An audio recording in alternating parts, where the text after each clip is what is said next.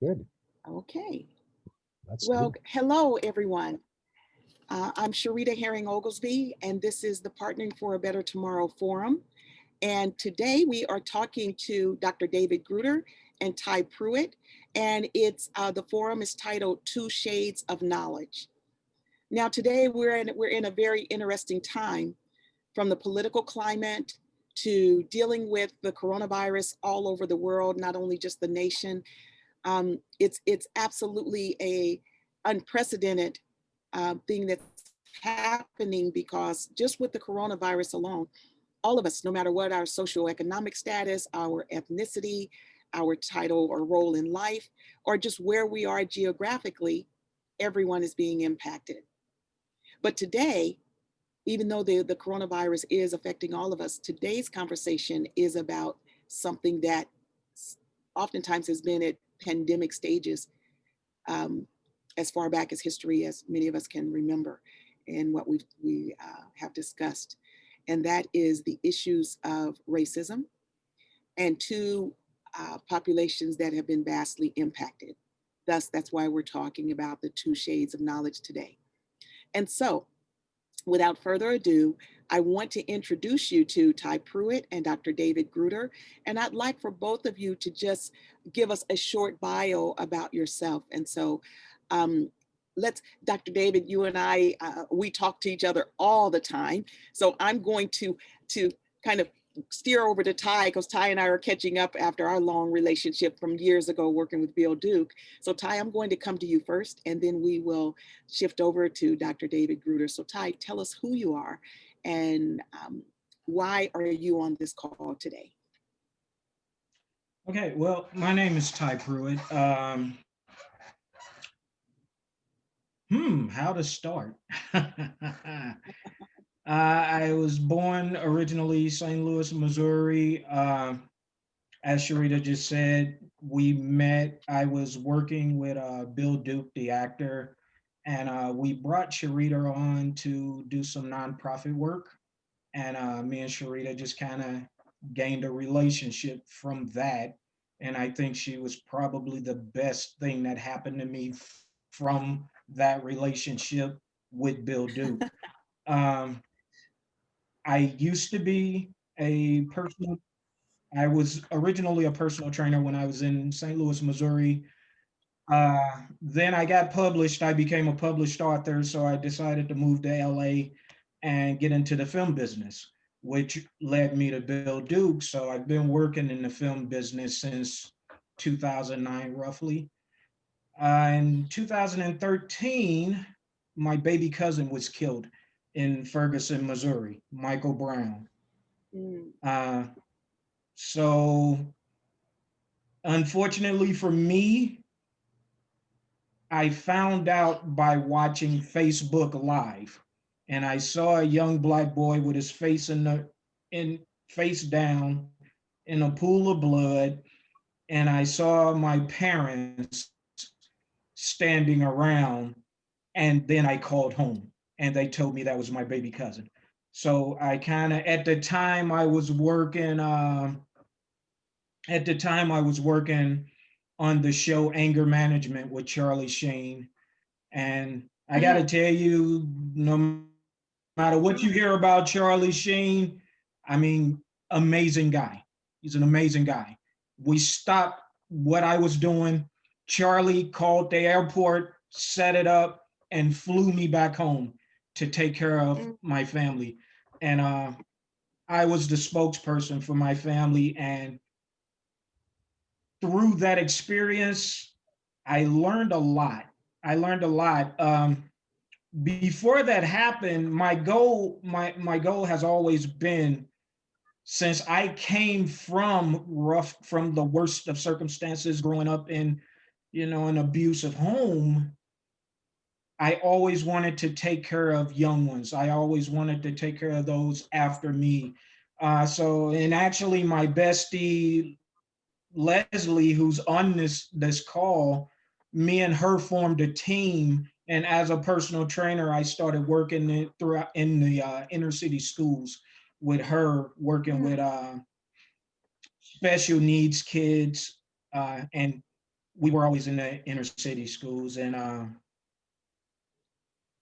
what my cousin Diane kind of taught me was I forgot that there were older kids, there were young men that I left behind as well.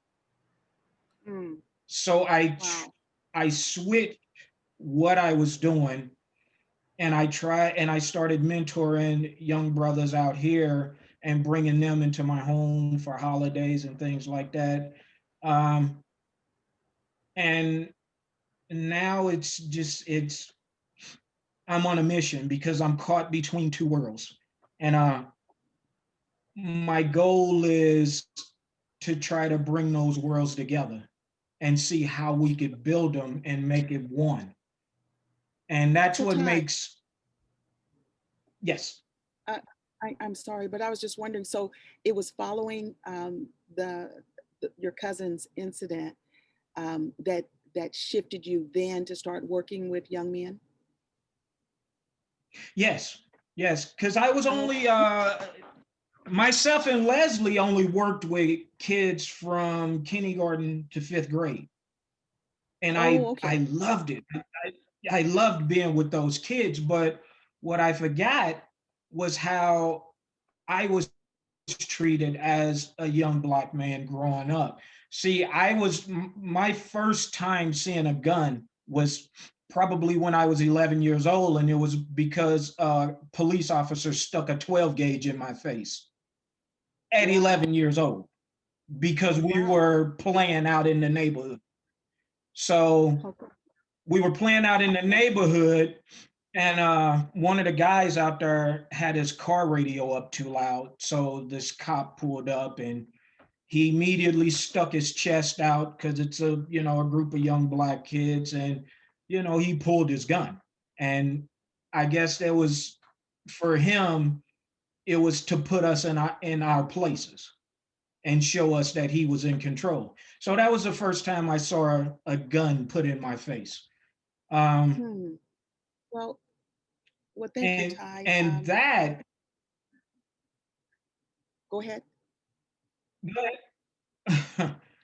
Oh, okay. I got a few questions that I wanted to ask you, but I wanted to okay. just take a break here and introduce Dr. David Gruder. And David, uh, and he's a dear friend, so I call him David instead of Doctor. David, why are we on this call with you today? Give us a little bit of history. Right. Well, I grew up in the 50s and 60s, and I witnessed and experienced the horrible impacts of divisiveness and polarization. My context was very different, though, in that the public high school that I went to, there was not racial strife. There was harmony. The divisiveness was about the war in Vietnam. However, Hmm. as a child in New York, growing up in elementary school and junior high school, I was very regularly taunted and ambushed and beaten up while uh, anti-Semitic phrases were being thrown in my direction. So I had an experience as a child of having a combination of privilege and being a target, and being a Mm, target of very significant abuse because of mhm, growing up Jewish. One of the things that my my mother said to me when I think I was in late elementary school. I might have been in junior high school. She, in response to the targeting that I was experiencing and the abuse that I was experiencing for being Jewish, she said, "You know, the only other group that really understands what it's like to really go through what you're going through are the blacks. They're your brothers and sisters. They understand this better than you do." mhm, And that Mhm. left, a really deep imprint on me. Flash forward to today, a large part of what I have done and continue to do is to facilitate reconciliation and repair at the societal level, societal repair. And so, with all of the divisiveness that showed up as the Black Lives Matter um, movement gathered momentum, I was more and more upset and frustrated. And I have a background, I have training in addressing isms. And I Mhm. I wrote a document called Replacing Racism that's specifically for non-target groups, for people who grow up more with privilege than with targeting, uh, to um, to hopefully assist them in becoming aware of things that they just might be asleep about related to Hmm. and otherism. Yes, yes. And again, for those that are listening live on Facebook and those that are just coming on, Partnering for a Better Tomorrow and this conversation today, please understand that it is not about spewing hate. It is not about pitting one against the other. What PBT, Partnering for a Better Tomorrow, is about is having various conversations, oftentimes that are only held at our own tables. And when I say at our own tables, I'm talking about a lot of the things that we're now openly talking about, even myself and my family, we would only talk about with each other, no matter how hurt we felt, no matter how angry we were, even though I had friends like David, you and Maria and Christina and so many others, I would not voice my anger and my hurt and the things that I was going through. And this is why the three of us, me, you, and Ty, were on.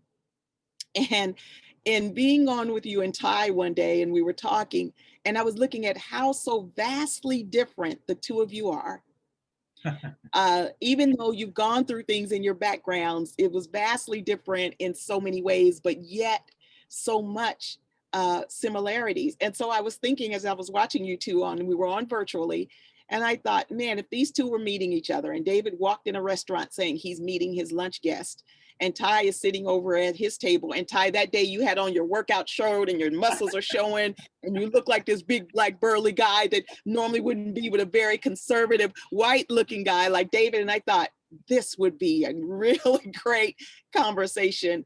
And so, for those of you that are listening, this is why we have the two shades of knowledge, because those two were having a conversation. And I just thought, how perfect would it be for them to do this? And following this, if I'm not over speaking, you two are going to start a podcast that will continue with conversation. Am I right? That's what we're Yes, looking we at. are. Working Yeah, on. yeah. That's what And we're so, working on. Yes. with what's going on right now, and for instance, I'm here in Arkansas. Um, it almost feels like Trump Nation. And I've had family members to call me and ask me, are we okay with what's going on right now with the campaign and all of that? And you guys, some of our closest neighbors, dearest neighbors, I'm going to be making bread with a neighbor this evening. She makes the best sourdough bread, but they're Trump supporters. And what I've been telling my family and friends is that all is good here, thank God. And we just don't talk politics. They're wonderful people. They feel like Ray and I are wonderful people. And so we're not experiencing a lot of what people may think or a lot of the stuff that's happening on television. So I said all that to say that I'm leading to asking either one of you, with what's going on right now politically, how is that affecting you in your life, or even your views of what's going on right now? And that's for either one of you. Ty, you want to Ah, go first? that's Trump. That's an interesting conversation. Um, what a lot of people don't know is actually that the hip hop industry is probably what boosted Trump to fame.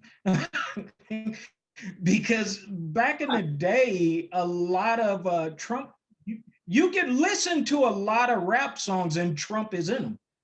That name Trump comes up a lot. I didn't even know who Trump was until I was listening to hip hop from back in the day. A lot of that, and I think that's why a lot of people get mad today about the rappers coming out for Trump, but he bamboozled a lot of them back in the day, and I just think that they never let that go, because even a Well, couple of years ago, I think it was about 5 years ago, Snoop Dogg was on a roast show. Well, it was no, it's probably about 10 years ago. Snoop Dogg was on a roast show with Trump. So huh, the thing about Trump and Trump supporters is, when you talk about Trump being a racist, I think that Trump is a racist when it benefits him, but he's not when it doesn't. wow. Now, let me explain that. Here's what I mean when let me explain that. Trump, a lot of not all Trump supporters are racist, but a good portion of them are. And they Okay. feel that Trump is a racist, so they follow him. Now, Trump Okay. sees that that benefits him, so he does not steer them away. He keeps that support. He eggs it on. He brings it to him. So But there's that statement that we heard, stand down, but stand by. exactly, exactly. But Trump is one of those people who will do anything to benefit himself. If Okay. Trump felt like, for instance, Trump and Mike Tyson are really good friends, really Okay. good friends.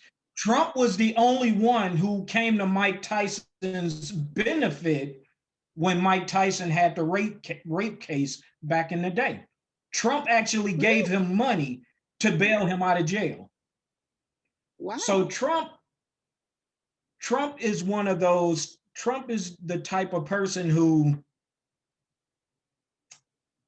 it's difficult to explain, because there are old. Have you ever been around like an old black person? Like, I used to have this with Bill Duke a lot. Bill is up in late 70s, and I used to Yeah. have Yeah. this with him a lot.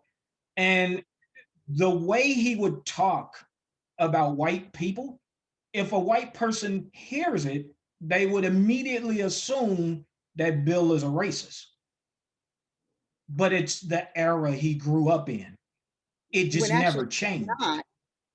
Yeah. And actually, in Exactly. actuality, a lot of his truest friends are white, but it's just the language and in the way that he says it. Now, that's a good point, Exactly. because you guys, if I were to hear someone that wasn't Bill Duke probably saying some of the things that he would say, I would get angry at them and swear that they're racist. And that's where Absolutely. we have to also excuse sometimes the way someone may come out, the way they might explain themselves or whatever. We've gotten so sensitive, all of us, all races, we've gotten so sensitive, whether it's about our ethnicity, whether it's about whether you're gay or whatever, that sometimes people are afraid to talk because of the sensitivity with conversation. Now, Ty, and to David, with this climate right now, I guess my main question is, I don't want you to have to get into a political stance. I guess I'm wondering, with what's going on right now, do you feel like it's going to have an impact on you personally as the man that you are, whether you're Jewish, whether you're Black? Um, do you feel like that this is going to impact you as the man that you are, the shoes that you stand in right now? You know, I've been transpartisan, knowing I was transpartisan since I was 16 years old. And Mm-hmm. I've been ministering to people, both on the left and the right, about the political strife in the United States since 10 p.m. on election night in 2016. and it hasn't Ah, stopped. It certainly yes. hasn't stopped this time around.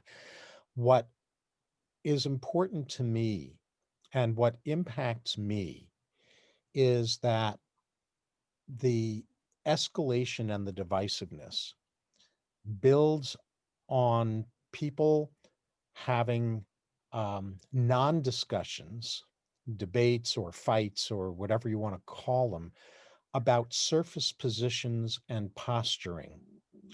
rather than discussions about the deep concerns and highest intentions that each person or each group has underneath their surface positions. And Mm. so a lot of my work is about not just um, showing people how to go beneath the surface, but to facilitate those deeper discussions, because the solutions that I believe that all of us who are authentically people of goodwill, no matter where we stand on the political or ideological spectrum, um, where we are, is in a situation where we need to have the courage to combine each group's deepest concerns and highest intentions in order to co-create holistic solutions to the problems that we have. And if we're Right. instead busy fighting each other over surface positions, we will continue to not only get nowhere, but will continue to backtrack into deeper and deeper unnecessary divisiveness. So Yes. Julian had put a message in the chat asking, do you think our not talking about religion and politics is why we can't talk about it? And what I wrote back to him was, I do, Julian. I think it's our not knowing how to talk about religion and politics and various isms.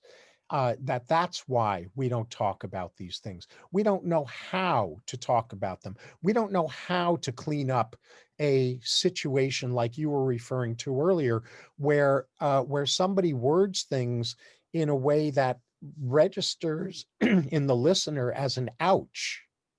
It hurts. Right. Right. And we don't know how to Right. have discussions about the ouches that bridge the gap, that honor good intentions on the part of the speaker, that maybe they didn't know how to name those good intentions in ways that landed in a positive way on the listener. We don't know how to have those repair discussions.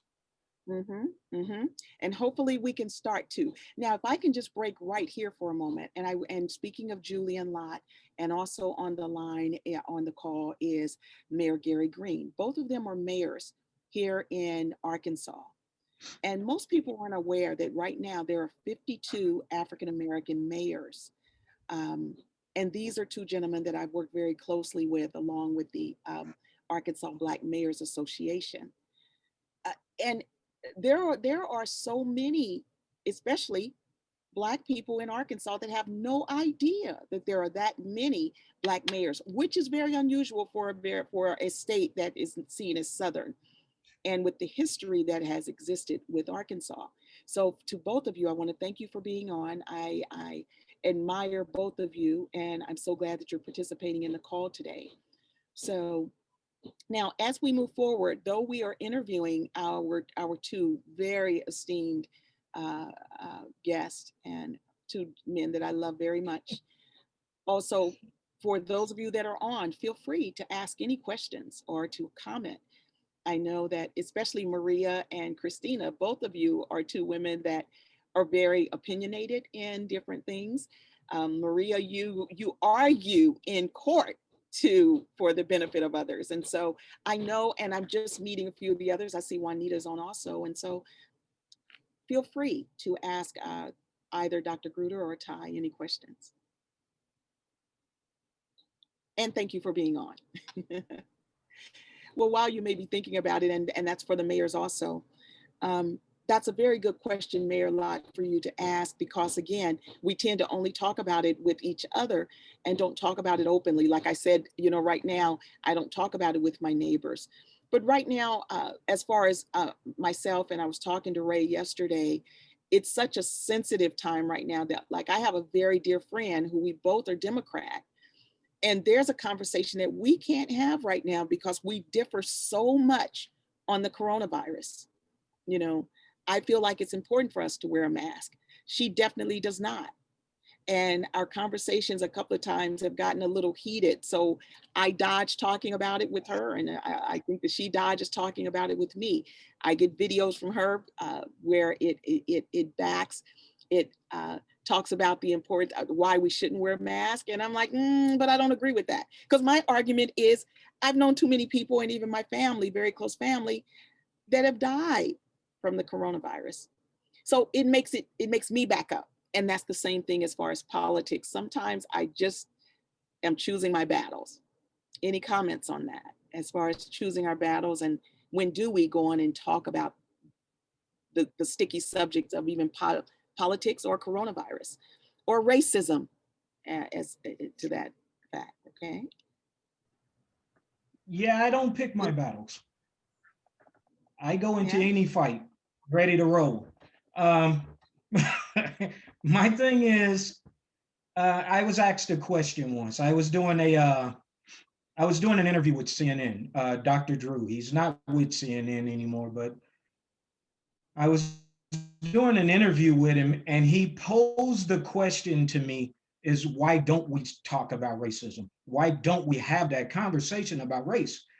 And my easy answer to him was, because white people are scared to talk about it and black people are too pissed off to talk about it. And until we get past those two things, we'll never have an honest conversation.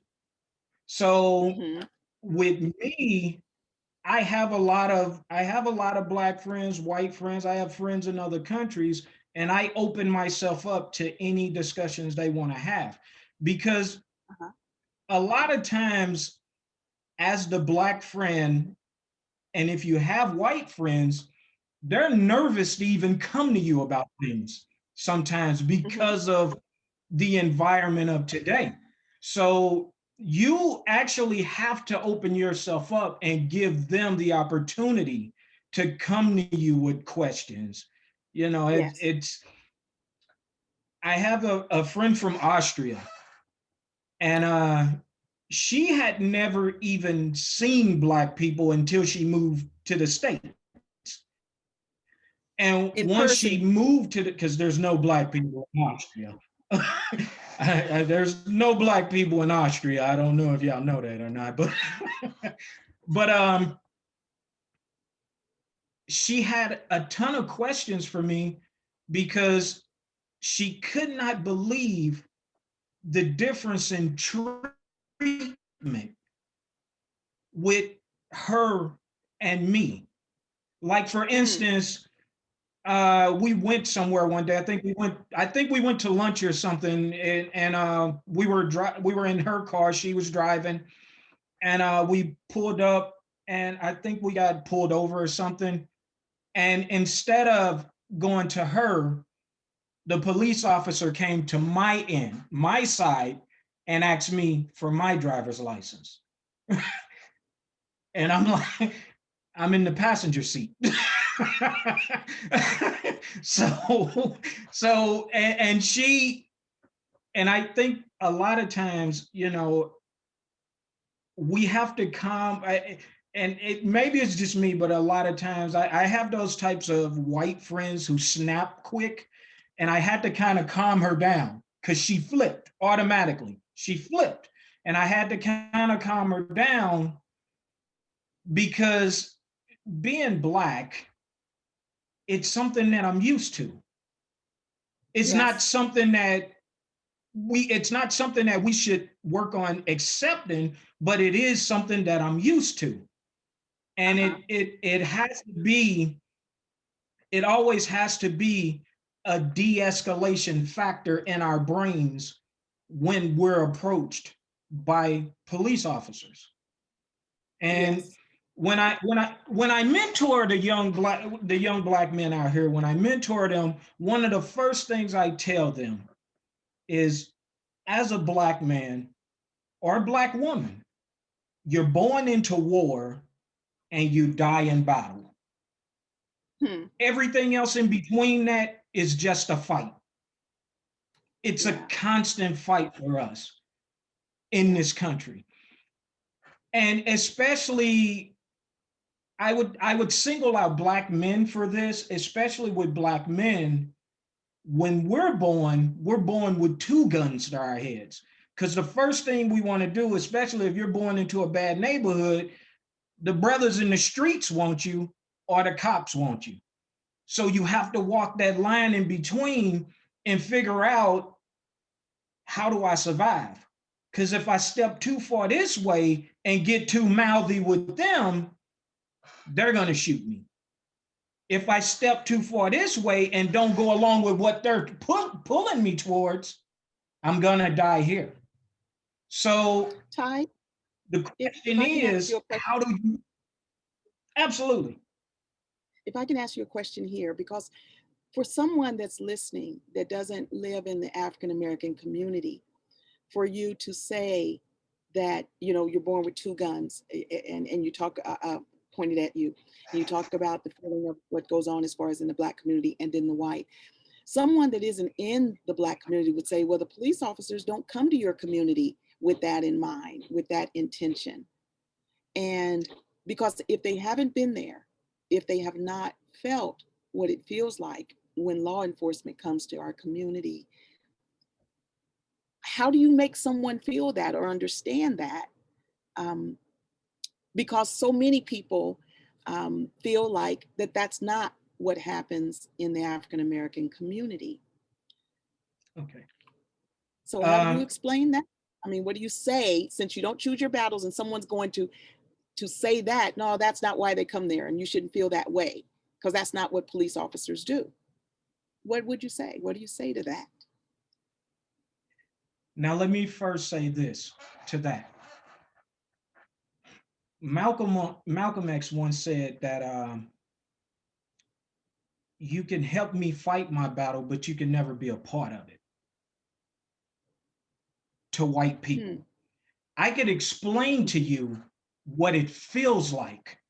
I can explain to you, for the two, I mean, for the three white women on this call, I could explain to you what it felt like when my mother teared up the day she had to have that conversation with me on, if a police officer pull up behind you, put both hands on the wheel, keep your eyes to the front, turn your radio down, don't make any certain moves. I could explain that to you, but you'll never know how that feels, because that's a conversation you'll never have to have with your son. So Mm-hmm. it's not about, I can't make you feel what I feel. I can only explain to you how I feel and how I live. I don't I'd know if like that Yes, answered your yes, question or not. I'd like to it piggyback did. on It that, did. Yes, go ahead, Dr. Gruder. because for me, a lot of the conversations that I have with white folks about this is about asking them to tell me about times in their lives where they felt unjustly targeted. Because in my experience, most of us human beings have had at least some experiences in which we felt like we were unjustly accused, targeted, singled out, treated unfairly, et cetera, et cetera. Mm-hmm. And I I listen to their stories. I draw out their stories about that, and I listen to their stories carefully, caringly, and lovingly. And after they're done telling me their stories about that, I ask them to tell me what they think it would be like to be living a life where those kinds of experiences are more common than uncommon rather than more uncommon than common. And that's Okay. when the light Huh. bulbs start going off, because Mm-hmm. what I hear from these folks is, I hadn't really considered that. I hadn't really stepped into imagining what my own life would be like if those experiences that I've had around being targeted unjustly were more common than uncommon. So while I totally agree, there's no way that any of us can truly walk in another person's shoes. What I also experience is that there are ways to build bridges of appreciation where there's a courage to imagine what it might be like based on real life experiences that Mm-hmm. a person who has privilege has actually had around being targeted. Right, right.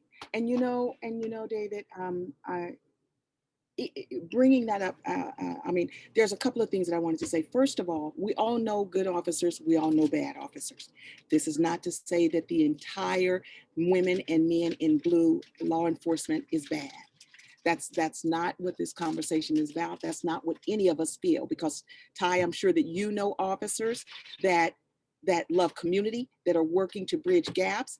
David, I'm sure that you do too, and all of us. But what we are pointing out, for those that will even hear this later, is that for those that do not have the adequate training in cultural awareness and race relations, those that may come to a community that have not dealt with any other nationality, mostly besides themselves, do approach, especially in the Black community. And David, I mean, I can't feel Jewish. I can't know what it would feel like for you. But just recently, um, Ray and I, the night that I'm jumping to something that just recently happened that is off that subject, David, but we were sitting outside and Ray had a bonfire going. And like I said, we're here in Arkansas. And so we're watching the campaign and we're waiting for Biden and Kamala to speak. And we got the fire going and we always wave at people as they go by. And we've been here on our property for a year now, New Year's Eve. And for the first time, you heard me talk about our neighbors and how great they are, but people do ride by that don't live here on the hill. And for the first time since I've been out of California here in Arkansas, someone goes by and they've got their Jeep, they're in their Jeep and they've got the top back because it's a nice fall night and they're, yay! And everyone in that Jeep held the middle finger up at us. That's the first time that's ever happened. And I'm saying that to say that for so many, that I know that all of us, like David, you've had, like you said, you've gotten beaten up and you've had slurs said to you, you've gotten beat up because you're Jewish. What a lot of people don't understand, that even myself and a lot of friends that I've talked to and said this now, have no idea what it feels like to live in a world that is not built around you. Even today, when Ray and I walk, and because a lot of the places where we go here in Arkansas is predominantly white, think of what it feels like when every room that you walk in, whether it's a restaurant, a meeting, conference, whatever, every place you walk in, the conversation stops and everyone looks at you.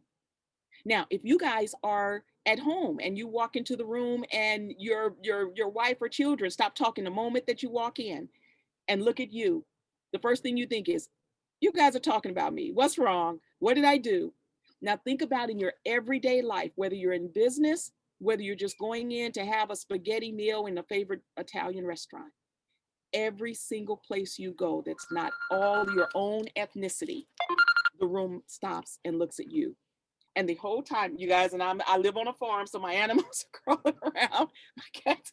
Um, the whole room stops and looks at you.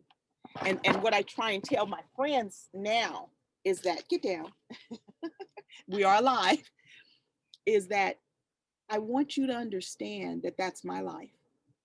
It doesn't matter our socioeconomic status. It's not that I'm out here selling drugs. It's not that I live a life of almost crime even. It's not that I'm walking in like maybe a lot of people might say they're thugs. Their pants are too low or their dress is too high. They look like this. No, I look like I look. I'm brown as I am, I can be as brown as I am or as light as a lot of African Americans. And what so many of us want you to understand, that even in this day, we constantly feel racism, continuously. Maria, you and I and David have spoken at CEO Space. That is a place where I have felt more safe at a large conference than any other conference that I've attended. And you and all of us are conference attenders. And I'm so glad that Bernie in September and the staff made sure that even though it might be 500 people in the room and only 12 or 20 are Black, we never felt that. And that was a place out of all of my life. I turned 61 this past Sunday. That forum is a place where I always felt safe, where I didn't feel that. And that says a lot.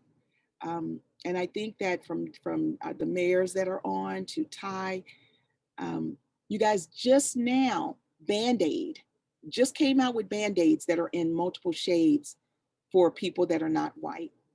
So even to wear a Band-Aid, it stood out. So that's what this conversation is about today, is talking to these two gentlemen that can bring a male's perspective from what they've gone through. But also I just had to let, while I could, say that even as a woman, there's so much that many of my friends and colleagues just don't know that we go through on a daily basis. So any comments, gentlemen, or anyone else on the call? Christina has something. All right, Miss Christina, please chime in. She's still muted. Let's see. Hold on, Christina. Let me unmute you. I'm asking you to unmute, my dear. Unmute. There you go. There we go. There we go. Oh, I wanted to address what Ty was saying, and also what David was saying. There are millions and millions of people, conservative and democratic white people, who absolutely were raised knowing that racial bias was going on continually for their friends, and knowing and actually fighting it generationally. And so I think that there is a large, huge group of white people that have been always from childhood taught empathy and actually done actions that have tried to help, and always been courageous in their private and personal conversations with other white people who may have been raised differently than them. My mom, when I was a little girl, Hubert Humphrey was running for president against Richard Nixon. And my mom was avidly for him because he of course was in 1948, in the early days when she was a little girl. He had tried to change the Democrat platform and actually get civil rights into it when it was really having a lot of problems with the segregationalists there. And he had succeeded in that. Actually, he succeeded in getting, and she, so then in 1968 she was wanting him to win.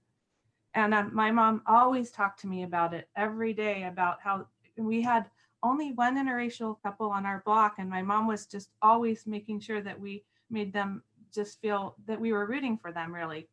And Barry White and his family, they moved down the street and they experienced probably a little bit of it was an all-white neighborhood, or part Jewish too, because there were a lot of Jewish people, and it was near Encino and Van Nuys.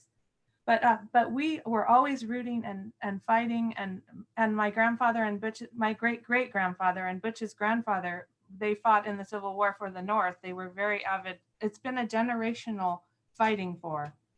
And so what I want you to know is that we're with you. Absolutely understand that racial bias is real, that police, that it's disproportionate people, that people get killed, and that you have to fear any kind of stop. We understand all this. And I just want you to know there's a huge portion of the white population that's absolutely with you generationally and fighting and for what the Jewish people have gone through too. And so it's a lot, and it's in both parties, Republican and Democrat parties. Yes. So yes. both. Yes. So, and thank you. I will admit to being an absolutely Republican woman in some ways, because that takes courage right now, because Republicans are mischaracterized.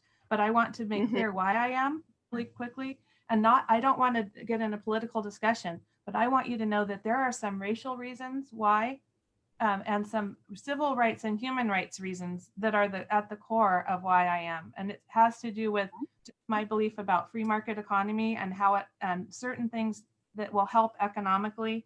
It has to do with the history. I'm a history buff, so the history of the Republican Party.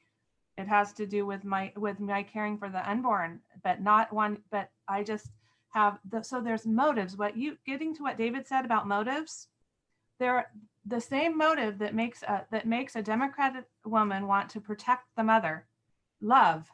She wants to protect the mother's rights. She wants the mother to have the right to either have an abortion or not have an abortion. That's love. She's loving her, whether she's right or wrong. She's coming from a motive of love. Me, I want to make that the baby, even if the law doesn't get involved in the earlier trimesters, I want to make sure that a baby in the third trimester at least is protected because their lives are intertwined. Just like our lives are intertwined. When one person wears a mask and one person doesn't in this pandemic, we have to wear a mask, curtail some of our freedoms in order to save someone else's life. So it's the same principle. So if you have a person that is a Republican or a Democrat, they're motivated out of love, and that's where you start the bridges. You start the bridges there. You don't have to change each other's minds. You just have to do what you can together, what you can get done together. So that's all. And I'm glad that you said just that one thing. You don't have to change each other's mind. See, it's not, and that's so important, because the good thing is that to be able to live together and not, it doesn't matter that, like Christina, that you're Republican and I'm Democrat. It doesn't matter. You and I have a love for each other that does not matter. But it's important that to help people understand that we can have those differences, so that it makes it easier to have the conversations, because it's just like a couple. A couple has to sometimes agree to disagree and still love each other and still be, and we can learn to do that better as a people. Don't get upset that someone's Republican or that someone wears doesn't agree to wear a mask or agree. Now, when it comes to the health reasons, if you don't agree, but you understand that to go to this restaurant, that's what you have to do. Just understand that in Rome, you got to do as the Romans do. Exactly. And like the mask thing. Yes. I'm for masks, and I'm also an environmentalist Republican. So see, I don't agree with my party on everything. I'm more of a in-between partisan, a bipartisan. Yes. And if all of us are honest, none of us totally agree with everything that is with whatever party. If you're in a church, who totally agrees with everything their pastor says? Who totally agrees with anyone that you love, that you agree in everything that they say or do? We just have to understand that we as people have to learn how to live with each other, accept each other's differences, biases, or whatever, but still not take it personally and not try and impede upon someone else because it isn't what what you believe or whatever. Now, I see there's a lot of interesting things going on here in the chat.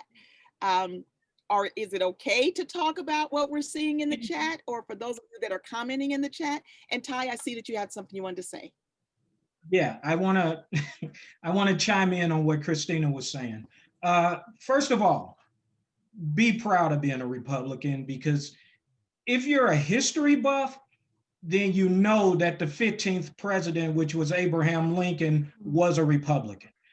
Republicans fought to free the slaves. It was the Democrats who wanted to keep slaves. So if you're a Republican, be proud to be a Republican.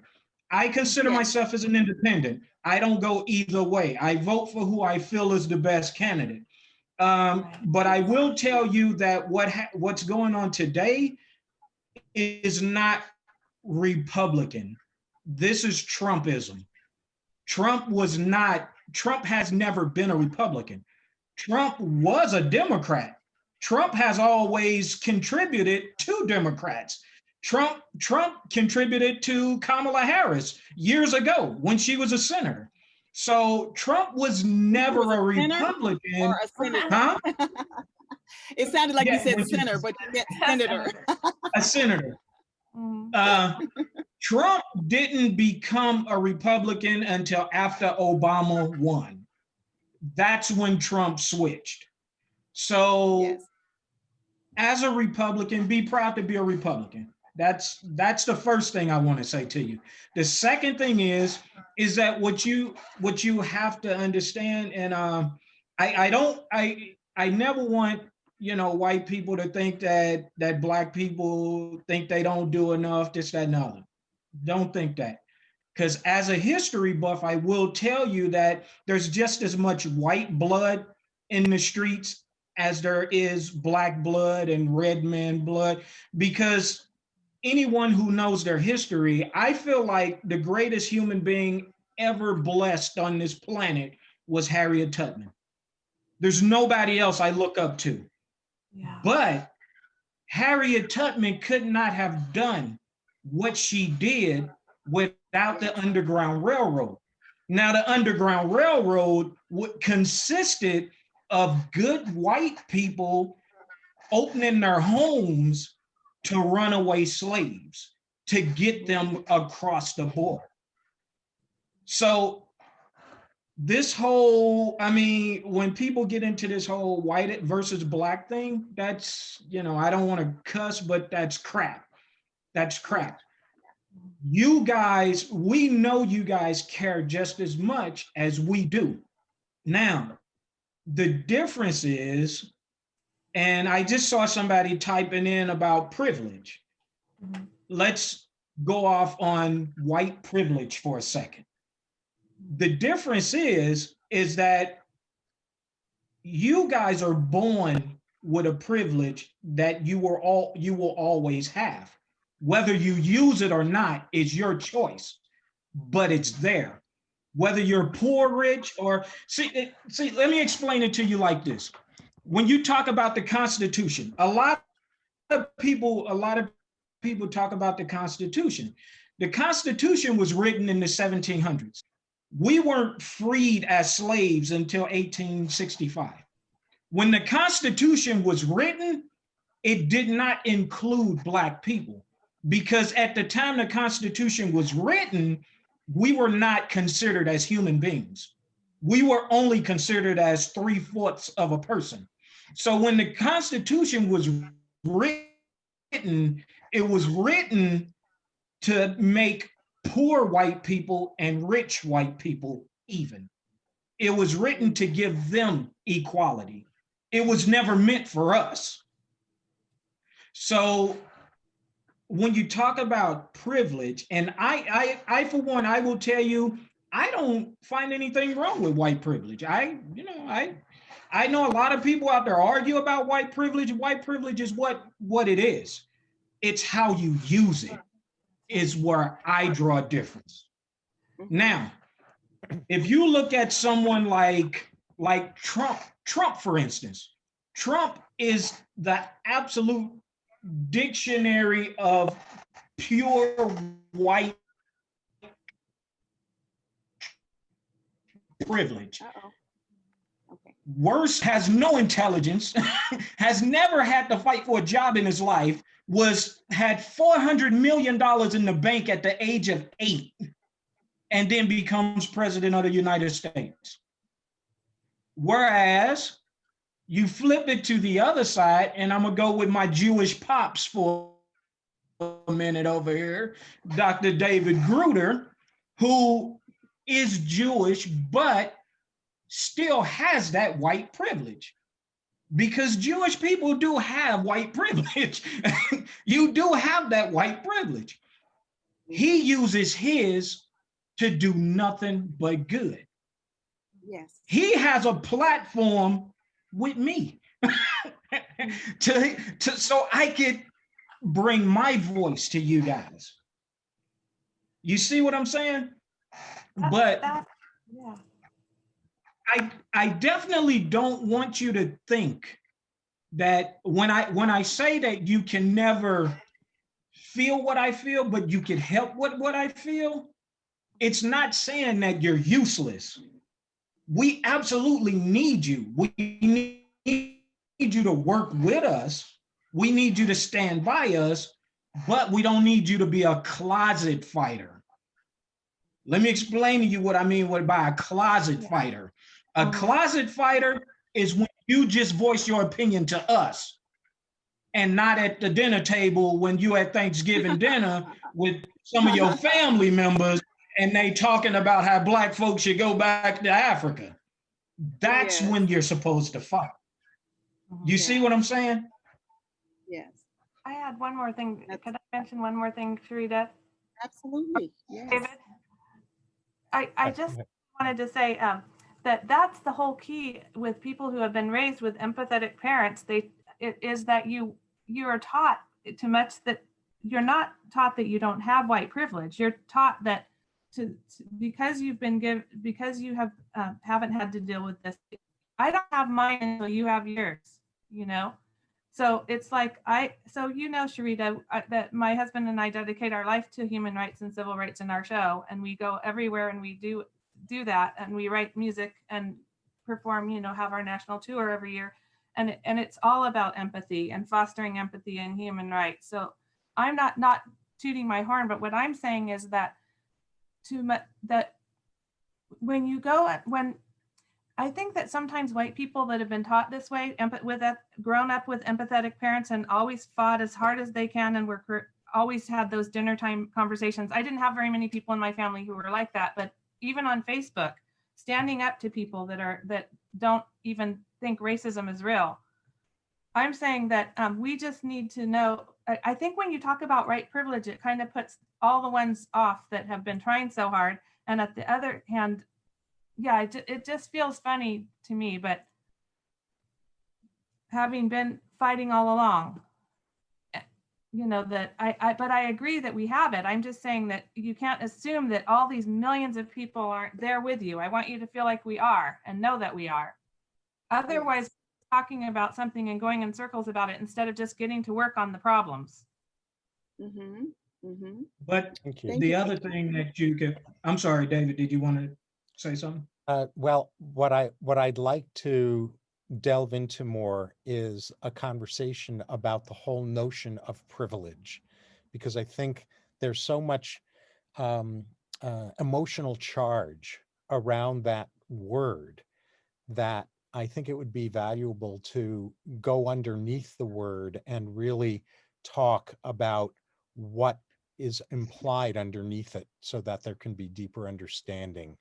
I would love there to be a different word for that, but that's the word. Privilege is the word that's being used.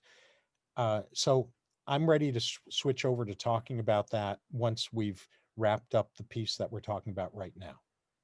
Well, I think that this is a great segue, because also I see that Benjamin said, I think words are important. It causes someone to react defensively. It's not a winning thing to do. Agreed. And I think he's talking about as far as privilege.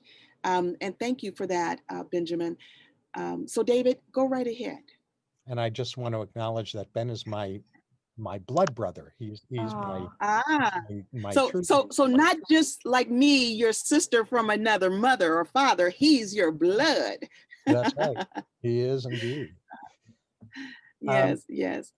Yeah. So that's my Jewish uncle. That's your Jewish uncle. That's right. Alrighty. So for me, the thing about privilege is it starts with my belief that it shouldn't exist at all, that the notion that there is privilege shouldn't be happening in the first place, that the way that people who have privilege in a society are treated is the way everyone should be treated. So that for me is the starting place. And the reason that, in my experience talking with many, many white folks about the notion of privilege, unearned privilege, earned privilege, some of them react defensively. I don't have privilege with what I judge to be denial. Others really start to understand that they have something called unearned privilege, which I want to return to in a moment to really define what I mean by that term. And they react to their growing understanding about that with feeling guilty, feeling like they have to make amends for unearned privilege. What I would offer about unearned privilege, first of all, let me just say something about earned versus unearned. I was going to say, what does that mean? Mhm. Yes. Okay. So privilege simply means to me that I have certain flexibilities and freedoms that, in my judgment, everyone should have, but not everyone does have. Mhm. So And that's what unearned, pardon me, Sherita?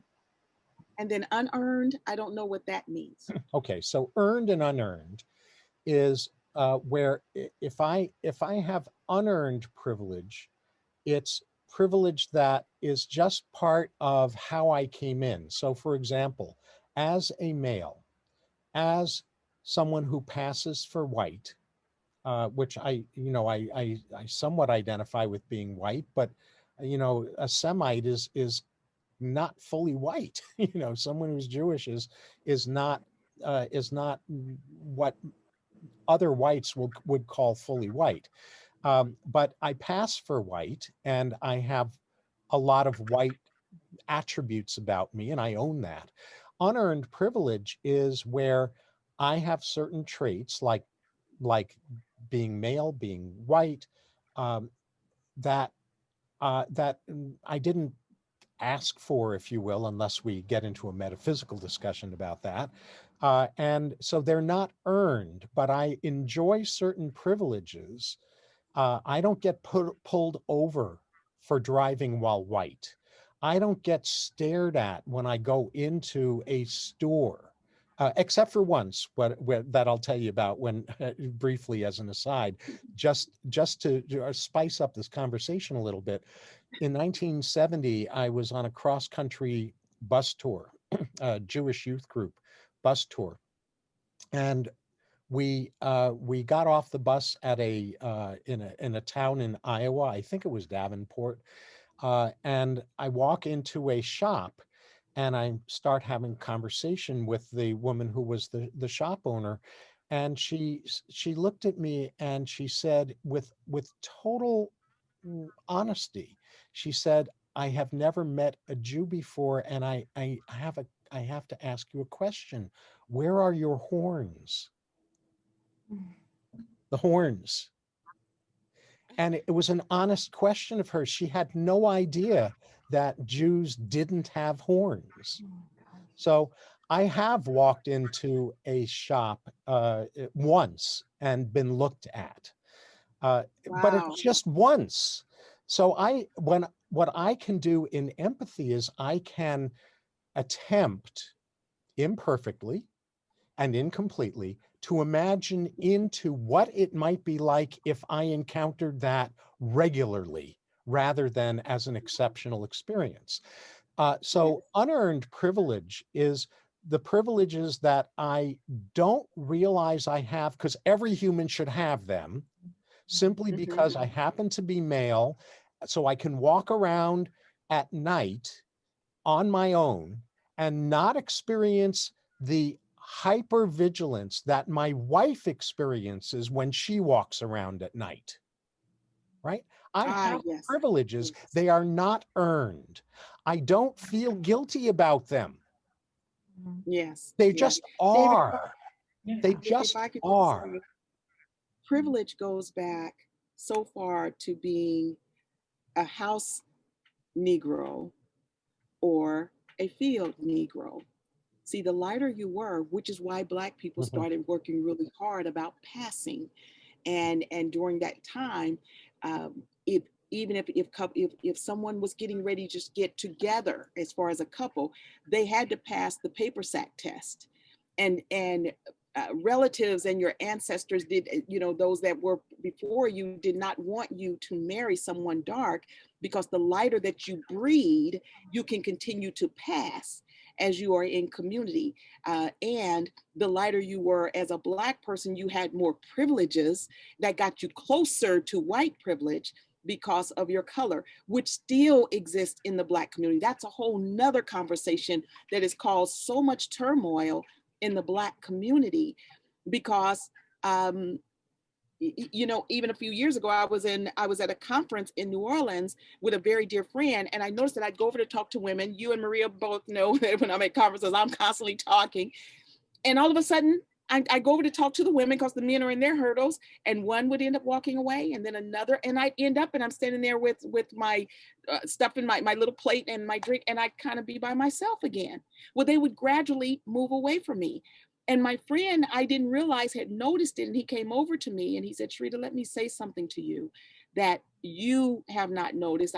I know how you work a room. I know you're a social butterfly.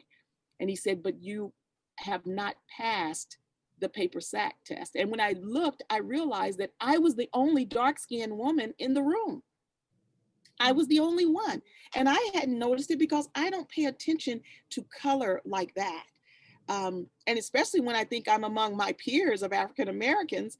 But in some societies, it still is very much alive that Creole and the very light-skinned tend to hang with the very light-skinned, you know, and it's ingrained so deep.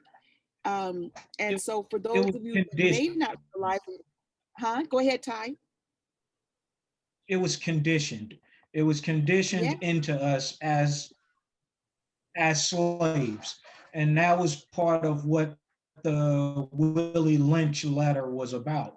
But that letter changed my entire frame of thought on how I see my own community, because that letter and the actual Willie Lynch, we don't know if he existed or not, but a slave owner wrote that letter to other slave owners on how to break your slaves and condition them into what you wanted them to be.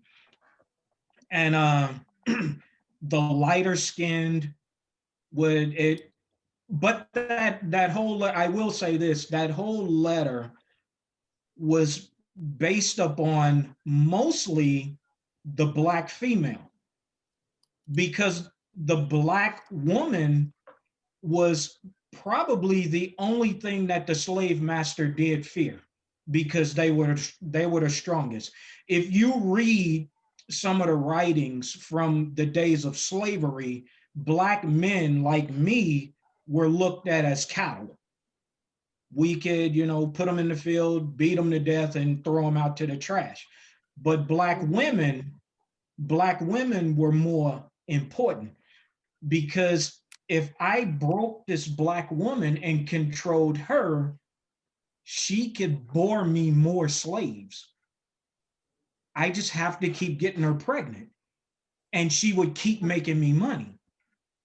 She would keep giving me slaves that I could sell, that I could break, that I could sell again, that I could and that was what the Willie Lynch letter was about. Because in the slave master's mind, he couldn't break the Black woman, so he broke the Black man into breaking the Black woman. And I try to have this discussion with the young brothers out here that I mentor, because I see that today it blows my mind today how many young men are so quick to hit girls. It absolutely blows my mind today that that's something that's so acceptable in society today for young people. And I try to, especially with young Black men, I try to explain that to them. And in the slave days, the Black woman was the strongest thing that the slave master had ever encountered, because he could not break her. She had the ability to tell him that you could take my body, but you can never take my mind. But if I was, as a slave master, if I were to bring you your king, which is the black man, and have him break you, I break you emotionally first, and then I break you mentally. If I So can what I just, want to piggyback on oh, that I'm just sorry. real quickly, Sharita, Go ahead. Go because ahead. the issue, the broader issue that you're raising in beautiful, painfully beautiful detail, Ty, about the subjugation of blacks and specifically black slaves. This theme of subjugation has traveled throughout cultures and throughout history, and it's actually there was a lot of writing in Europe in the late 1800s about how to break children, Hmm. about how white folk had a responsibility as parents to break their children. So this whole and I'm not trying to do equivalencies here. I'm not trying to say, oh, that's No, not at all. But just as at the level of themes around subjugation, subjugation has been a hideously ugly theme throughout human history and throughout cultures. And if we can break that subjugation mentality with any one group, if we can stop doing it with blacks, we can then stop doing it across the boards with everyone. Mm-hmm. but you know what, David? You know what? True that. A lot of people talk about, a lot of people, when you talk about even the word slavery, the word slavery has been around for so much longer than what happened to Black Africans. Yeah. And the interesting thing is that there were slaves in Africa, African slaves. Yeah. Africans owned slaves, Yes. but Mm-hmm. the difference became was that there's a piece of literature that I read a little while back, an ex-slave who was actually a slave in Africa, then sold to the Americas. And Mm-hmm. his interpretation is that in Africa as a slave, I was more as a maid or a butler. He said, I had never seen or known cruelty until I met the white American. When I met the white American, I knew what slavery actually was. Hmm. Now, I'm going to go a little bit deeper because when you talk slavery, 85% of people only talk about slavery in the US. And slavery was not only in the US, slavery was worldwide. Slavery was worldwide, but the difference is, again, if you go through the ship logs, and I might have my numbers off a little bit, but if according to the ship logs, there was approximately 12.5 million Africans taken from their land and put on ships. About 500,000 of those Africans actually came to America. Hmm. And from those 500,000, they created more slaves because they created more babies. But in the rest of like Europe, places like Europe and Asia, they had what they called Negro zoos. Now, what that means is they didn't do the typical slavery type acts on their slaves. They were still slaves, but what they did was they set up zoos, like a typical zoo you would go to and look at the animals. They set up zoos. They had the Africans continue to wear the authentic African clothing, and they put them in cages with actual animals. So white people can walk through and observe Africans in their natural habitat. That was Wow. slavery in other countries. And it was it was a Negro zoo. You want to look up a woman named Sarah Barton. Now, Sarah Barton was a black woman stolen from Africa, and she was she was enslaved in France. And she became her name became a household name because of the way she was built. White women, for entertainment, would sit glasses on her butt because her butt was so big, just to see, Yes. just to watch it sit there. Because Yes. they felt like they would, she was treated like a circus animal Mhm. because of her figure. So look up that name. It's a really interesting story. But Yes. when you get to when you talk about all this, and it's never about comparing, because I hear a lot of like, and this baffles me on why Jews and blacks have these cultural wars. That it baffles me. I can never figure that out. It just makes no sense to me, because as far as background goes, you can't get any closer to the backgrounds of Jews and blacks. But it now the difference is, and this is where the privilege comes in. And this is not, this is not comparing, blacks to Jews, but this is where the privilege comes in. And this is what me and David talks about, how he's privileged to look like a white person. When it comes to America, and think about this for a minute, just let this sit on you. The Holocaust was one of the most horrific things that has ever happened in history. And still today, if America finds a 100-year-old Nazi in Puerto Rico, they will track them down, put them on trial, and put them in jail. Mm-hmm. Now you got that part, right? Mm-hmm.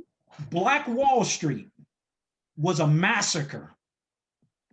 The Ku Klux Klan raided Tulsa, Oklahoma, burned alive, strung up, beat to death, and shot over 300 Black people, burned their businesses down, tore the entire city up.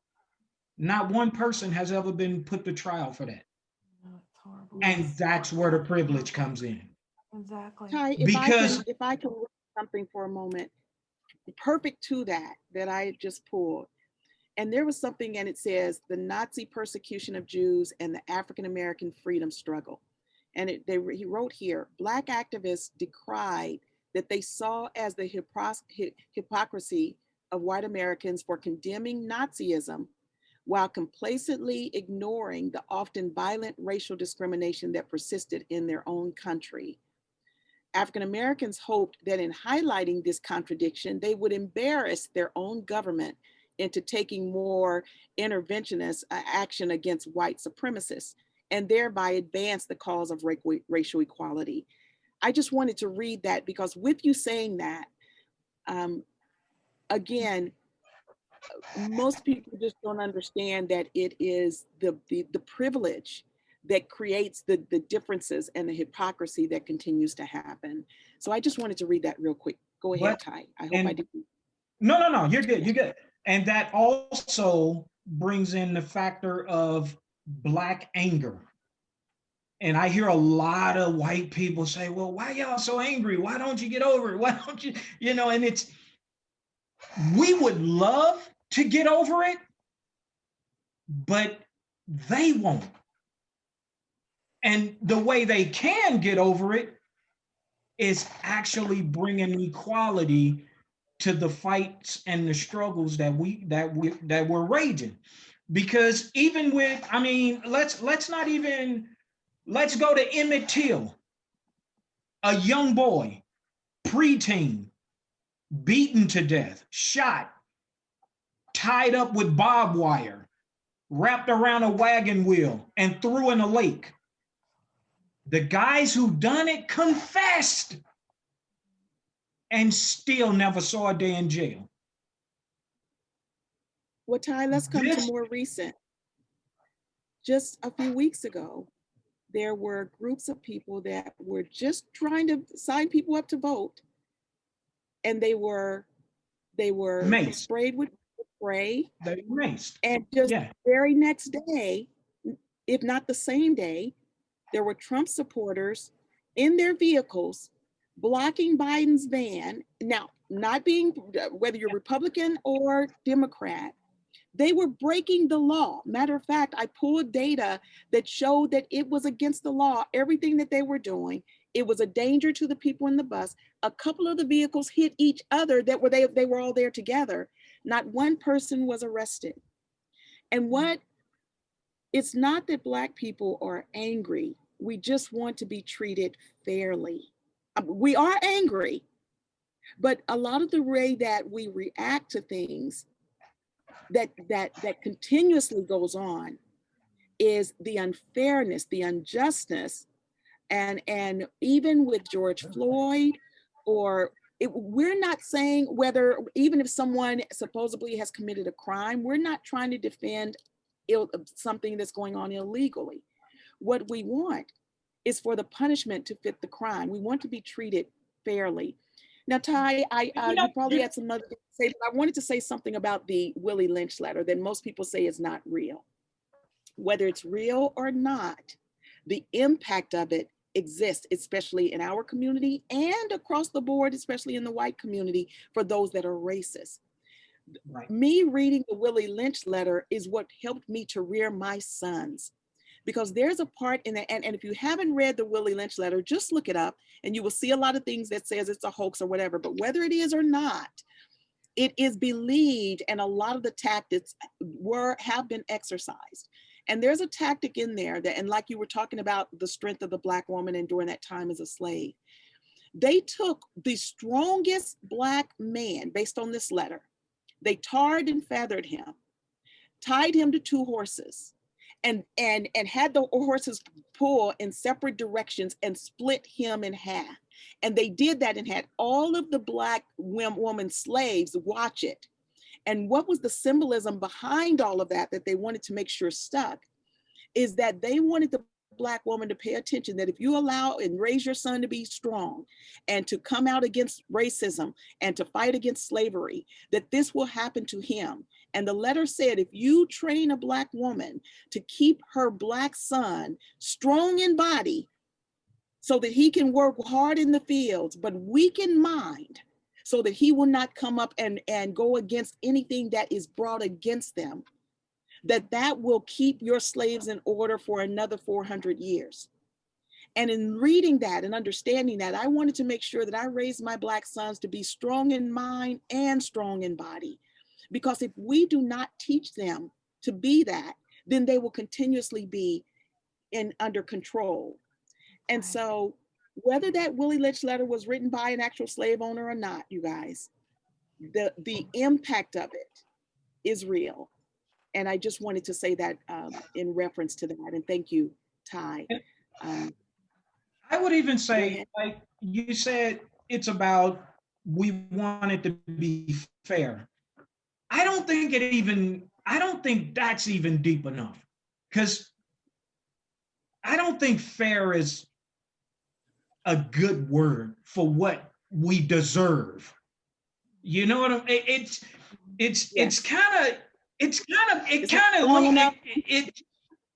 It's like, and I will tell you, I am mad. I'm an angry dude.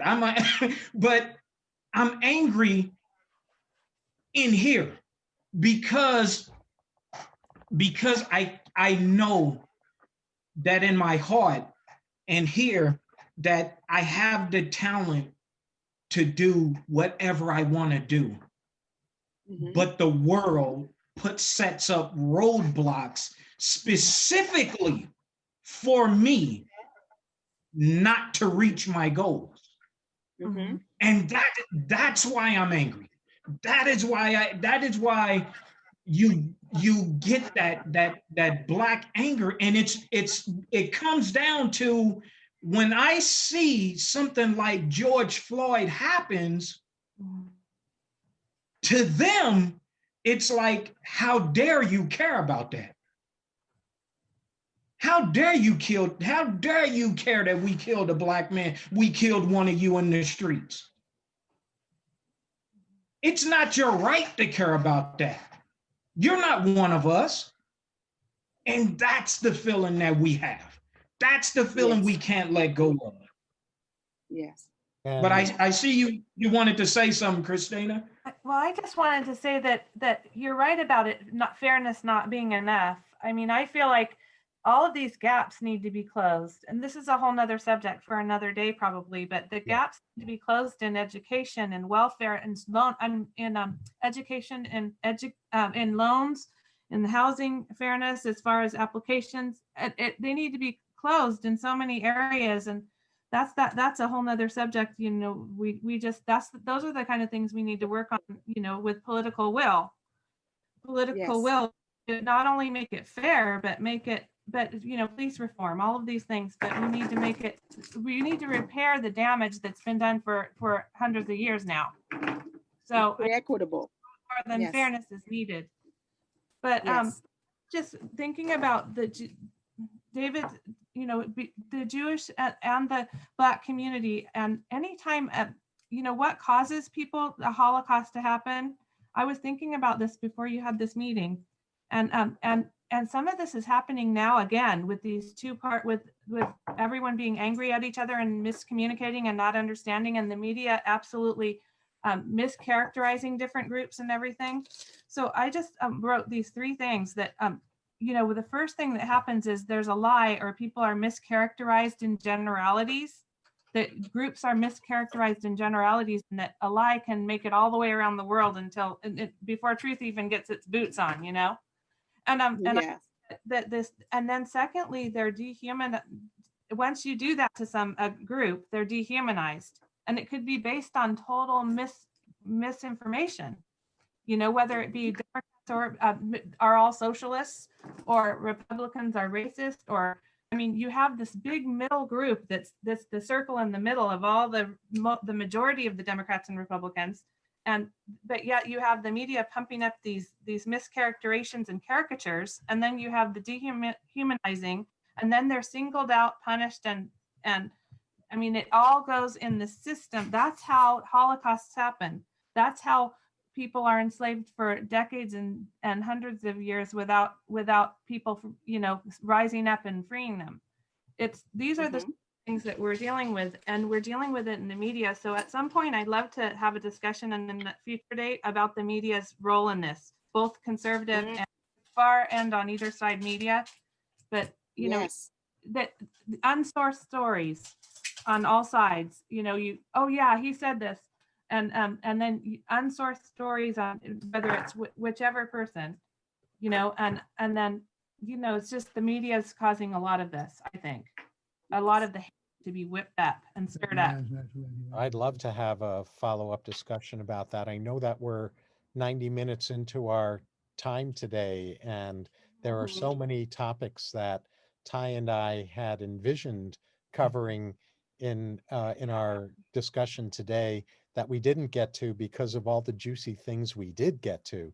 So Yeah. I wonder if there's a good way that we can bring this part of the discussion to a close for the time being, Sherita. Yes, absolutely. And David, I was going to pose a question to you before closing. You and I have worked together a lot, and you have worked with from corporations to individuals on just the mindset and how people can switch. It was you that told the story about even with the cigarettes and how the women stopped right there at the parade. And with what's going on right now, and with what you see as far as divisiveness, what do you feel are some of the things that we as individuals that are on this call right now, or just for those that we will be talking to more, what are some of the things that you feel can start to happen now? Got it.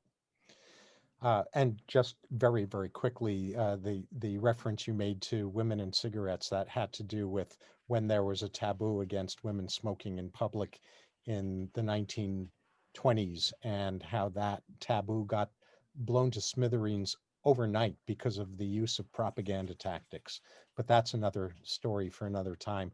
I think that there are three things that are really important to me in terms of moving from identifying the problem and the history, which I think is really important because people don't know what they don't know. But moving from that into solutions, which I think are just as important. And those three things for me are, first of all, becoming awake ourselves individually, so that we become models, role models of the change we want to see, so that we're modeling the values that we want in our society. The second is what I call intracultural responsibility, which is about speaking up with our own tribes about the change we want to see. So I'm not so focused on trying to change the minds of Black folk. I'm focused on changing the minds of white folk because, like you said, Ty, a couple of times today, spot on, and others have said it too. The discussions that we hear behind closed doors among quote unquote our own that are part of the problem, I think each need to learn how to have the courage and the capacity to speak up about those conversations behind closed doors. And then Yes. the third is intercultural unity, which is um, about about speaking up and taking action when words and behaviors that undermine collaboration and nourishing systems are being done. Speaking up when the unacceptable is being said or done in the name of intercultural unity. But I'm not a fan of doing that instead of speaking up with my own behind closed doors. I'm not a fan of doing that instead of becoming the change I want to see. I think it's got to be an integration of self-awakeness, intracultural responsibility, and intercultural unity. Good, good, good. Now, Very Ty, well, very I well said. uh, it's like you said about Harriet Tubman and the Underground Railroad. This is not going to happen just with us as Black people speaking out. It's individuals like are on with all of you and those of you that are listening that it's going to take all of us. Ty, in closing, what do you feel can be some of our next steps? I know that it can't be solved through the one conversation, but what would you like to say in reference to that? Well, the first thing is I believe that and I think that a lot of white people hide this within themselves, but you cannot feel guilty for being white because of what's going on in society. That's not how you solve problems. That's not how you Yeah. solve it. It's see, I get so tired of people trying to tell racists not to be racist.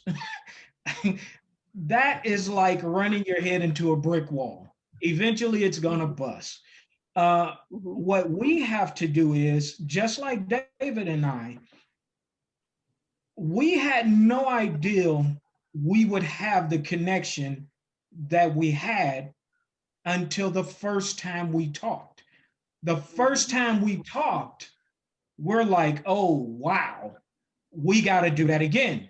And then we got to do Yeah. it again and again and again. And I think that you have to be brave enough to branch yourself out and get to know the other people. Those Yes. those scary people on the other side of the street that they're telling you not to go around, say Yes. hi to them, talk to them, see Exactly. what's on their minds. Because Mm-hmm. everybody might be angry, but they're angry about something. Find out what Yes. it is.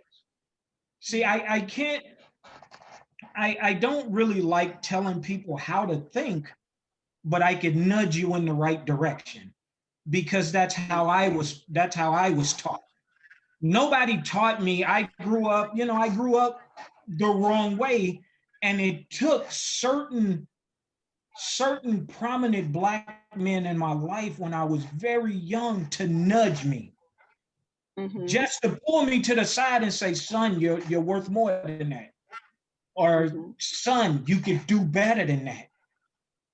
And those things stuck with me, which all brings me to the relationship with Sherita, to the relationship with David, to hopefully the relationship with everybody on this call, and the things that I even the things that I do in life today.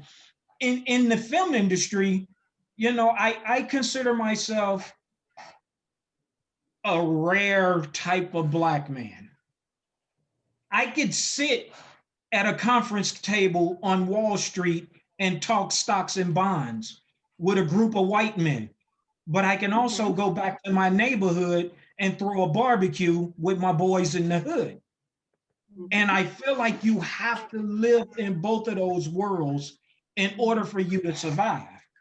Right. Like, I would love for David to come to a backyard barbecue with moms and pops and we kicking it to old school Temptations. But at the same time, I wouldn't mind sitting with David's family and, talking knowledge. But see, that's the way you have to live. You cannot live in a box. Because if you live in a box, you'll listen to everything that everybody's telling you, and you'll be scared of everything outside of that box. Well, I let go of the fear. I thank you for that. And I know that those two barbecues on both sides of the shades of knowledge is going to happen. I do want to, we try to limit these calls, and I know that there's so many other conversations that we need to have. And we will continue. Gentlemen, we probably need to line up a part 2. I want to thank all of you for being on the call today. And for those of you that will listen to this as a recording, please really hear it. Take the message to your own tribe so that we can have conversations no matter how difficult they may be. We do have another, I'm calling it the controversial N word. And we all know what the N word is. That's our next forum call on November 27th with B Hall. You guys, I was even amazed about the history and some of the things that came out of the N word. It made me want to call somebody an N word. Wait until you hear the history on this. You guys, again, we all know what the N word is. African Americans, we as Blacks can say it to each other for those that don't see it as disgusting, and it's okay. But those that are not of the Black persuasion cannot. And we're going to have that conversation. For those of you, please join us. That will be sent out. And again, the next forum is called the controversial N-word. Dr. David Gruder, Ty Pruitt, and for all of you that have been a part of this call today, I want to thank you again. For those of you that want to know more about partnering for a better tomorrow and being a part of the conversations ongoing, go to our website at philanthropyalliance.org. That's philanthropyalliance.org. And you will see a tab that says Partnering for a Better Tomorrow. You can read about it, see the individuals that are involved all over the country, but also hit the subscribe button and subscribe so that you can be sure to be on our next email about the N-word and so many other forms, and our part 2 for this knowledge from 2 Shades of Knowledge with Dr. David Gruder and Ty Pruitt. Thank you again guys. for being part of the call.